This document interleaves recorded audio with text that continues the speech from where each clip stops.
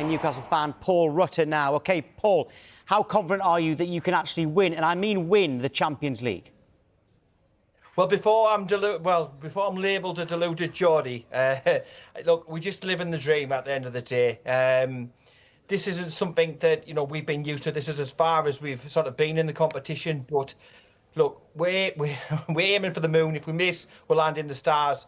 But yeah, why not? Why not? Stranger things have happened. Do you want Chelsea or Barcelona next?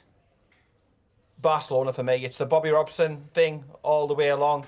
We had the same thing with PSV. But then there was the Jose Mourinho reunion in the Champions League as well when we beat Benfica. But I'd love Barcelona.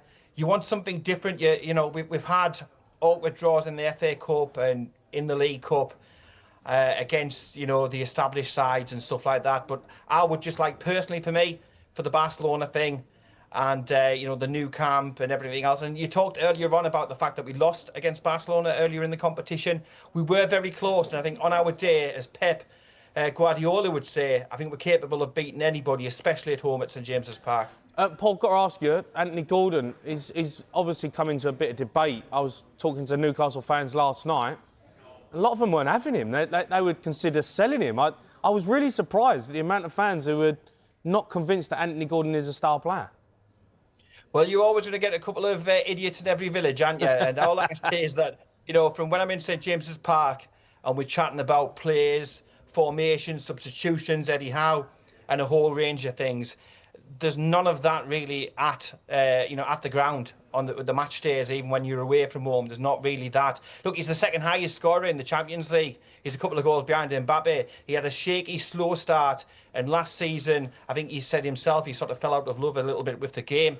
But I think we've definitely seen over the last couple of months, especially as he's gone centrally, a much more improved confidence, ridden sort of play. He's getting lots of shots away. It is only 3 goals in the Premier League, but I mean, you're on part of Finalysis, of course. We've got the kind of value of Gordon according to the people using Finalysis. In the summer transfer window, people like yourself had him down as a £69 million player, but it has dropped.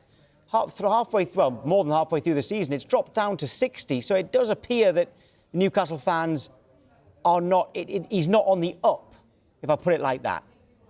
Why is that?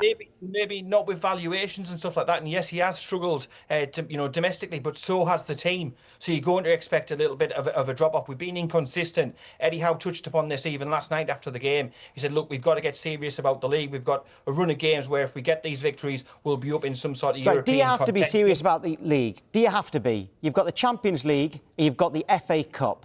Does it really matter about the league now, unless you're thinking you can get top 5? I think top 5 will probably be a stretch, but I would like to try and qualify in some sort of European position, and we're a couple of points off. At the end of the day, these journeys, these trips away, these games like last night, the experiences, the atmospheres, the games under the lights is what you live for as a fan, So, yes, I think there's no reason why we shouldn't be able to do and have a good, strong finish to the season. We've had consistently 8 players out all of the time. Last night, we had 6 players back, 2 came back. We lost Jacob Ramsey. Hopefully he'll be okay for the weekend. So we've had a very, very up and down, and a lot of it is injury. There was some, obviously, after the old Isaac thing, that did affect the start of the season. But, we're still there. We're only a couple of points off it.